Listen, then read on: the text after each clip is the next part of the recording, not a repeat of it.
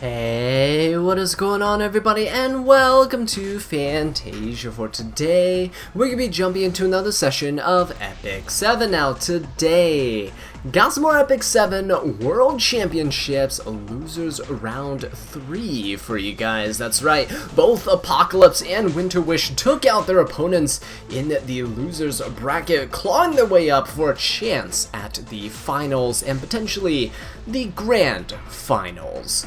So going into this right here, we have Apocalypse coming in with the first pick. We got Emma, Landy, Zio, Lua, and Aola banned out. They're very standard bans for both of these players so far in the losers bracket. So Apocalypse opening up with the C. Lilius, and WinterWish following that up with a Hen Guy and a Lionheart Sermia. Lionheart Sermia is a fantastic pick into this C. Lilius. Very versatile because of the procs from the dual attacks. That's going to be very consistent, and of course her self-cleansing capabilities along with the self-buffing and the mass amounts of damage that she can output really limits the amount of units that Apocalypse can pick into her. So we see the Arwal coming out for some damage mitigation and protection, and a Sharoon to help out against this Hen Guy, which is not a bad pick. Now, the only issue here is Apocalypse has to pick 2 DPS carries into a Lionheart Sermia, and now WinterWish's Peyra. Peyra is a pretty good unit here to stop the C. Lilius from being able to buff the team. She has unbuffable and restrict, so here's the thing. Sharoon could actually potentially get restricted, 50-50 chance for this Peyra to hit her. And if she does get hit by that restrict and the unbuffable, it's really bad.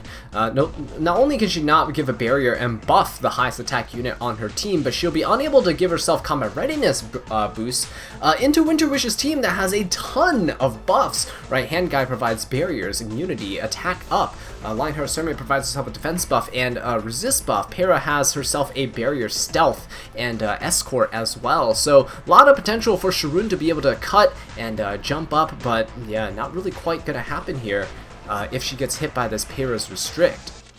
Now we see the A Tywin also coming out, and he's gonna be okay in terms of kind of stopping the Sharoon from using her S3. If he gets an enrage buff going, he can actually just provoke everybody and potentially defense break them as well. Dark Corvus coming down for Apocalypse's side. Looks like it'd be pretty good into WinterWish's team. The only issue is, while Dark Corvus is immune to the stuns from a Tywin, he still has the potential to get defense broken. And I don't know if he can survive a Lionheart Sermia's S3. I mean, we saw previously, right, WinterWish versus Uigang. WinterWish took down Uigang's Dark Corvus with that Lionheart Sermia that did more damage than the Emma Landy's S3 did. So it's really scary. Both evasion units going to get banned out. Aiden was the last pick unit. She would have been a really good unit to nuke the Dark Corvus with. So going for that pick right there. So both Ryla and Aiden going to get banned out. Neither player wants to deal with that RNG. So we see Dark Corvus supported by a bunch of units. Now Sharoon's buffs aren't going to be too great for Dark Corvus. The attack up and the crit damage up is definitely wasted potential here. But she does give a barrier if this Dark Corvus resists. We see Peyra coming in. Oh, landing all 8 debuffs. So we got the restrict debuff coming out and the unbuffable. Peyra's going to go for the S3, giving her whole team an escort buff. And that's going to be pretty huge. See, Lilius, if she goes for an S3 here, I mean, everyone's unbuffable. There's no point. And trying to strip the opponent is not really going to help either. Opting not to go for the S2 there, just going for the dual attack, bringing Dark Corvus, which doesn't really matter because Dark Corvus can't gain focus stacks from dual attacks, counter attacks, or extra attacks. So yeah, he's just pretty much stuck until Lionheart Sermia deals some damage to him. She's coming in hot though with an S3. Look at all the damage that's dropping in onto his team. Sharoon already taken down so low. Celestine bring her back up to the halfway mark on her health. There's no escort buff on this Arwal anymore because of this Peyra. And look at Dark Corvus. Look at how low he is. If he is on something like Durando, he can't even push up because of that restrict debuff. And yeah, look at him. 2/3 of his health is missing. And the C. Lilius, I mean, if she keeps dual attacking on subsequent turns, even if the team is unbuffable, she might have to just opt to waste some S3s or S2s just to make sure that she doesn't give this Lionheart some more free damage. Dark Corvus is going to come in, trying to provoke this Lionheart Sermia, gets it, which is really nice. But we just hope that there's no other dual attack that comes in. Otherwise, Lionheart's going to cleanse herself, and it's pretty much over. Oh, but we do see that dual attack come in! Oh man, did I jinx that right there? ROL dual attacking with the Sharoon. That is not looking great. WinterWish's Lionheart is creeping up now. Oh, the stun on the Sea Lilius. That was actually massive. WinterWish actually not going for the soul burn there. Just saying, hey, I trusted my Pera to stun. If he didn't stun there, actually, the Sea Lilius probably could have provoked the Lionheart Surmia. So that was huge. Yeah, he probably should have soul burned just in case, but now Lionheart Surmia is coming in hot again with another S3. Is that going to take out the Dark Corvus? Not quite, but look at that. Sharoon is going to fall, Sea Lilius is going to fall, and this Lionheart Surmia is going to soul burn that S1. Look at the damage onto that Dark Corvus, almost 12k from just an S1, and that is going to be round 1 done. Going to WinterWish. Apocalypse now on the losing end of things after coming out 3-0 against LV. Actually, both players coming up 3-0 against their opponents in the previous loser bracket round. Let's see how Apocalypse is going to adapt his picks here. Opting to not open up with Sea Lilius, getting punished too hard by that Lionheart Surmia. So opts to go for a hand guy instead. But WinterWish going to go for that Sea Lilius and then picking the Arwal. Looks like both players are kind of swapping their picks. Lionheart Surmia coming out for Apocalypse here. He's gonna see like, hey, you know, I see that your team looked pretty good last time around. Let's go ahead and see how they fare for me.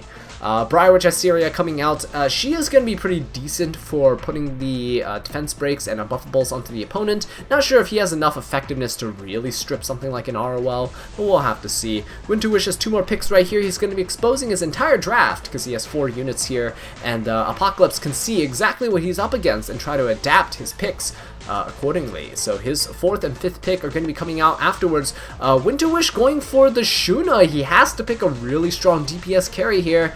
And what is it going to be? It's going to be the Bellona. Alright. So we got a match on our hands. Bellona here is WinterWish's favorite unit, I would say, with how she is built. Extremely high damage. Probably on Destruction set and Pen set with near cap crit damage.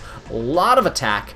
And also a lot of bulk. He sacrifices some speed for it, but with the right supports on the team, Bellona will do just fine. Pera's going to be coming out, restrict on her S2, along with the unbuffable. I mean, this is exactly what WinterWish used previously, just minus the Bryceria, and it worked out quite well for him. So Apocalypse is saying, hey, well, Duke can play at that game. Let's see what he's going to end up with for his last pick. Gonna be a pretty crucial last pick, especially since he's staring down a Bellona here. Now, unfortunately, the Rylet was banned out, the Aiden was banned out. Both those units are pretty good into the Bellona, but we'll see if he has another DPS nuke here in mind, or if he's just gonna go for another support. APOC Ravi coming out. She is a fairly decent bruiser here, although I don't know. This Bellona has so much damage. I don't see how this APOC Robbie is really going to do all that much. We'll see, though. She has the potential to just nuke this Bellona, and she has a lot of sustain for the longer fights, and hopefully she can do something like revive her teammates if they do go down, but that does require Briarwitch to be down first. Do keep that in mind. She actually prevents the player from also reviving their team. WinterWish going to close the draft with the Tempest Surin.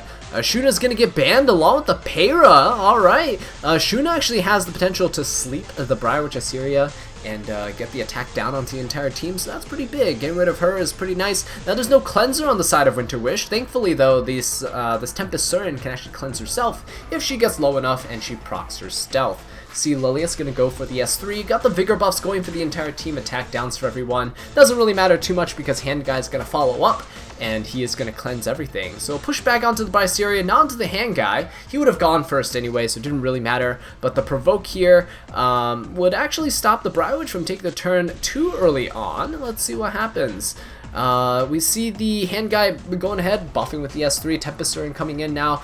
She actually procs a greater attack buff, Alexis Basket on this Tempest Surin. This could be huge damage.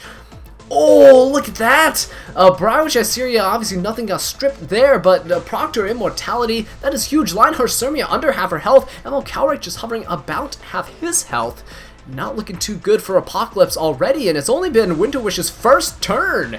The Arwol actually coming in here, that might have been a misplay there. The Apoc Ravi should have probably attacked the Arwol instead, preventing her from pushing herself up. But now we see the Arwol pushed up here. She's going to go for the S3, stripped and stunned the Bryceria.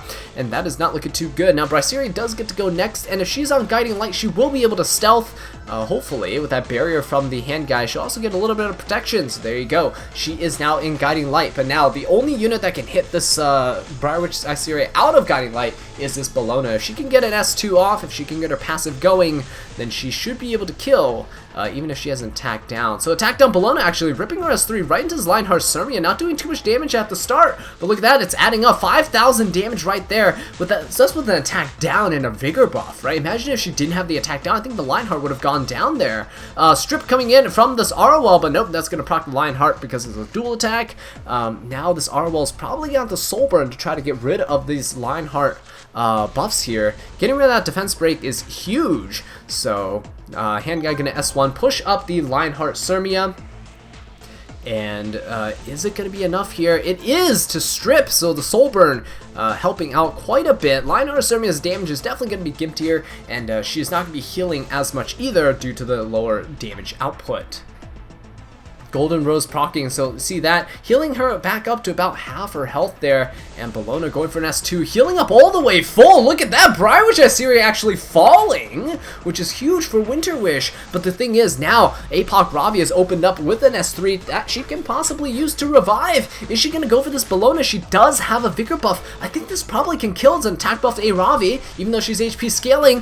And it's not enough! Look at her, Bellona in Sigurd's Scythe range yet again, and she has that attack down. Is super dangerous at this moment. See, Lilia's going to be able to dual attack here. Even if he brings Arwol, I think it can possibly kill. Nope, they're going to bring that Bellona, and look at that Bellona healing up with that Sigurd's Scythe, just hanging in there.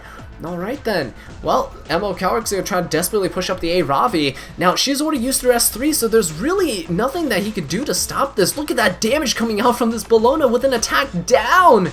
It is pretty tough here for Apocalypse. I think it might be over. I don't know if the A Ravi can actually do this because the Tempest Surin can potentially solo her. There's no way that A Ravi can kill this Tempest Surin unless she's on counter, but I don't think she is. Emil Kalric on his last legs, 58 health right here, and I think he should probably just pop an S3, right? Nope, okay, he's just gonna call it here. Apocalypse conceding to WinterWish. So down 0-2, it is match point. WinterWish ahead in the lead, just needs one more to win, and Apocalypse got a lot of ground to gain. He needs to win 3 in a row, just like he did against LV in the previous loser bracket round. We see him opening up with the Sea Lilius this time around, saying, you know what, playing passively just really didn't work out, I need a fast opener. WinterWish saying, hey, well, we played this game before, go hand guy, and picking up the Lionheart Sirmia to punish that Sea Lilius pick. Apoc Ravi coming out really early for Apoc, but she is actually a pretty good unit into Lionheart Sirmia, typically. Because if your A Ravi's not on counter build, you actually have a bulk advantage and a damage advantage in against Lionheart Sirmia, especially in the neutral game where you don't have any dual attacks that are helping out this Sirmia's damage output with her S3s. Now, of course, there's a Sea Lilius on the side of Apocalypse, and so that's not really going to help him all too much, but he's going to try to go for a more aggressive spin on things. Ahmed coming out as well to help out against WinterWish, who's going to go for Politis as a counter pick. This Politis, I'm not really sure if it's a DPS one or a DGen one, seeing as how WinterWish likes to play the slower, bulkier playstyle, right? Going for the Arwol very consistently in all these games. I'm going to assume that's a DGen Politis, and we'll see how Apocalypse responds to that. Lethe coming out, very strong pick right here. Good into both the Politis and into the Lionheart Sirmia. So we'll see what happens. Dark Corvus might get picked up here. He's a pretty good pick here as well, I would say. Yeah, can't get stunned by the Politis. Also, the Politis' extra attacks can fuel this Dark Corvus and his focus gains. And decrease his cooldown. And this Lionheart Sirmia, again, he has a pretty good matchup into her, but again, WinterWish's Lionheart Sirmia is very, very scary. So much damage that's in that one little sword that she wields. It's crazy. Alencia gonna be coming out as the last pick. Really strong pick into both the Lethe and the Dark Corvus and the A Ravi with all the injury output that she has. So she's gonna get banned out for sure, and the Sea Lilius gonna be taking out here as well. So WinterWish is opting to try and stifle Apocalypse's momentum. Now, speaking of momentum, Ahmed's going to be opening up this match here, opting not to go for the non-attack skills because the Politis exists. You don't want to put up the skill null and then have your entire team get stunned, potentially even including Ahmed, because Politises tend to be built with some effectiveness as well, especially if they're degen, right? So we see here as a 17k HP Politis, obviously a degen Politis, built with a bunch of bulk. So here we go, S3 coming out. Let's see if she can get some stuns with an Abyssal Crown. And there you go, got a stun coming out on the Lethe. That's huge, making her miss that first turn, buying his team some time. Apoc Ravi going to be going for this Politis here, and that pushes up the Arwell with her passive, right? So she's going to go for an S3, trying to make this Lethe lose a second turn. That is very, very nice if it can land.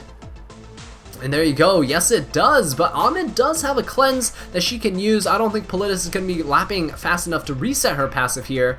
Lionheart certainly attacking the Dark Corvus. Believe she was provoked. So now we're going to see the skills come out from Ahmed. The push-up is actually going to get cut in half here. Oh, never mind. No, Politis was not activated earlier. Sorry about that. But yeah, Ahmed still not being able to get stunned here. Going to go ahead and cleanse the Lethe, I believe. Going to try to push her up. Attack and crit damage buff are not really useful on any of the units here. Perhaps the A Ravi could benefit from the crit damage buff, but swift attack buff on the Lethe is not going to get stripped. She's going to resist there, so only the attack down applying from the Caloric, which kind of sucks because if he was able to get rid of this swift attack buff, that'd be huge. Lethe has already lost basically a turn, and yeah, all of Ahmed's skills were used to just keep Lethe alive and just unstun her, right?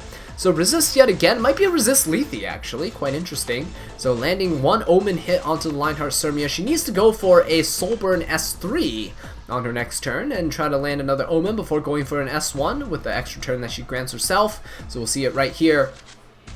Lethe now 29k HP. She's gonna go for the Soulburn S3. Is she gonna land the... No, she doesn't. No Frostbite landing there. That is pretty bad because now look at this. Lionheart Sirmia, even though she has 3 Omen stacks, Lethe is gonna go for the extra hit, but the Escort buff is gonna be in play, and it's not gonna kill. Lionheart Sirmia survives! Although not for long because the Dark Corvus is on the other side, but yeah, just goes to show you how important landing that Frostbite really is. No kill there means no heals for the team, so Lethe's still sitting, missing a third of her health, but that is it, right? With that, that was enough to take out WinterWish's team, so Apocalypse kind of clawing his way back here. Yeah, that was the only DPS on WinterWish's side, was that Lionheart Sirmia. The degen Politis could not take care of that Lethe. Lethe could just solo the entire team at that point after the Lionheart Sirmia fell.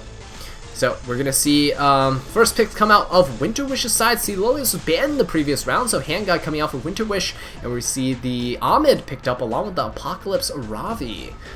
Right, so Apocalypse living up to his name, picking his signature unit here, I would say.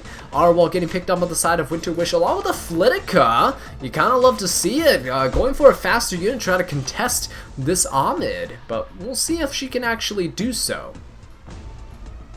So Apocalypse gets to go now and pick 2 more units. Gonna be quite tough into this team. It opts to go for 2 DPS carries, right? Spectre Tenebra and Apocalypse Ravi hovering over the Destina. That's actually quite nice because there is a really popular team that was out for a while. It is a Spectre Tenebra Cleave team that you use with Ahmed and Destina. When Ahmed does give a swift attack buff to the Spectre Tenebria when she takes her first turn, after she is pushed up, she's gonna S3 into somebody, and she gains that 50% combat readiness, in which Destina follows up, pushes up the remaining 50% combat readiness with the rest 2, and now Spectre Tenebra gets a Soul Burn and get 2 more really strong hits, hopefully taking down 2 units, and if so, now it's a 4v2 situation, and Spectre Tenebra is still looking really healthy. But with that though, WinterWish saying, hey, if you're relying on Spectre Tenebra, let's go for a Bellion, right? Bellion play right here on WinterWish's side, and a Bellona coming out as well. Gotta watch out for that Bellona because she is dangerous, right? WinterWish's ace unit in this tournament, you definitely want to watch out for her. And are we gonna see a Bihu? We're gonna see a Bihu pick come out on the side of Apocalypse. That is very exciting, but I think it's gonna get banned. Yep, yes indeed. WinterWish's team is pretty well well equipped to fight Apocalypse's first 4. We do see the Bellion get banned out here, which is a little bit strange, but I guess not too strange. If the Bihu wasn't banned out and Apoc Ravi was, then Bellion could have devastated the entire team. Bellion's not too great into Apocalypse Ravi though, but you never know if it's an injury build, and with a few injury stacks, she can definitely cripple an A Ravi if she really wanted to. Right, but we see the Wings of Light and Dark coming out from this Ahmed over here. She should be able to go for her S3 onto the Spectre Tenebria, giving her a swift attack buff and an attack buff here. Let's see if she gets the crit damage buff too. She does! So look at the Spectre Tenebria fully decked out with damage. She should go for an S3 onto the ML Bellona and then see what she can do from there. Actually opting to go for a Soulburn S1. I don't know if I agree with that. You're essentially wasting that swift attack buff right there. Ooh, not sure if I like that right there at all. And almost took out the Bellona, but she is so tanky with that escort buff. ML Cowlick should actually be able to save this Bellona here. Does he need to go for an S1 to push up his units? I think he does. I think he does. No, he's actually opting to just go for an S2, putting the barrier up, probably checking the combat readiness bar, saying, oh, well, Flitwick's going next, so it might be okay. Let's see, Destina gonna go ahead and push up this Apoc Ravi. Is she gonna rip an S3? She might. This could just kill WinterWish's Bellona, and it could be a 2-2 draw. So let's see, Apoc Ravi goes for the S3. Is it going to kill the Bellona here? It is not! Look at the health on this Bellona! Absolutely insane! She could actually die to the poison, but you know what? This Arwell's going to come in, get a nice chunky barrier for her, stunning this Apocalypse Ravi, saying, look, you had one job, you had one chance, and you blew it. Flitika's going to be taking the next turn. She could go for an S3 to put a skill null onto this Bellona, but she does have to pay attention to the turn cycling of the opponent's team. This looks like a damaged Flitika, doing some pretty good numbers there. And she is quite slow, right, compared to the other units, so yeah, perhaps on a damaged build. Let's see what happens though. No skill null coming out from the Flitika. She did go for the S2. It did push her up there. So she is gaining some combat readiness and trying to take the next turn. Let's see what Hand Guy does. He's going for an S3, cleansing the debuffs off of the Bellona, giving her an attack buff, which is huge. If she can get some extra hits here, she's not on a counter set. I'm pretty sure she's on destruction, so it's safe to attack her. But if she gets that S2 off, she's going to be healing right back up to full. Flitika going to be going, and I think she has to at this point put a skill null up onto the team, try to push his units up here. The only issue is that Spectre Tenebria goes after Destina, and Destina could go for an S1 and break that skill null onto this Bellona. But let's see if the Spectre can actually kill here. No dual attack with the Bellona, that would have been huge. Again, that Sacred Scythe heal, making sure that his Bellona is safe from the Spectre Tenebria. Skill nullifier goes away. It's down. Spectre Tenebria creeping up now. Hand Guide, no barrier up for him with his S2. He can only S1. Pushing up, no dual attack with the Bellona, instead bringing this Arwell. That's not really going to help. Oh, and look at that, Spectre Tenebria unable to kill. Bellona healing up to almost full health. Look at that, that's absolutely insane. Now she can rip an S3, probably Soulburn this into Destina. If Destina goes down, there's not going to be any more sustain for the team because Ahmed already blew her skills really early on into the match. And there you go, Destina falling, 18,000 damage. Got a vigor buff for the entire team, attack buff up for the Bellona. She is looking so strong. Ahmed falling to this Flitika as well. Now it's a Spectre Tenebria and a Ravi. A Ravi is kind of useless though because the fact that she already ripped her S3 and it's on a pretty long cooldown, desperately trying to hit this Bellona here, but the escort buff so strong on the side of WinterWish. Apocalypse not in a good position anymore. Attack down on the Aravi, another thick barrier onto this Bellona. Spectre Tenebria, when she hits, hits 2 people at a time, fueling Bellona's passive. And look at that, Flitika taking a bunch of damage, but it's not going to be enough for this Bellona, who's still sitting above half her health. Spectre Tenebria taken down by Flitika's S2. What a damage output there. And we see another dual attack from this Arwell, who's trying to get in on this action, but she's already doing so much with that damage mitigation. Apocalypse gonna be trying to take out this Flitika, but I don't think it's enough. Look at this, the Bellona actually has her full fighting spirit, so when Apocalypse takes his next turn, yeah, she's gonna be counterattacking, and yeah, Aravi still has a 2-turn cooldown her S3. I don't think she's gonna be able to survive. Oh, and look at that, 12.5k damage with an S1. It is pretty much over at this point now. ML Coward gonna refuel that attack buff onto that Bellona. And yeah, Apoc Ravi is not able to kill. She has an attack down here. Bellona has that escort buff protecting her and a vigor buff for additional defense. And Apocalypse conceding defeat with WinterWish moving on. Oh, look at that. Out of the loser's bracket. He is so relieved. And he is going to be moving on into the finals next week. So stay tuned for that. With that being said though, guys, thank you so much for watching this video. I really do appreciate it. If you enjoyed it, please leave a like and subscribe for more Epic 7 content. And until next time, take care.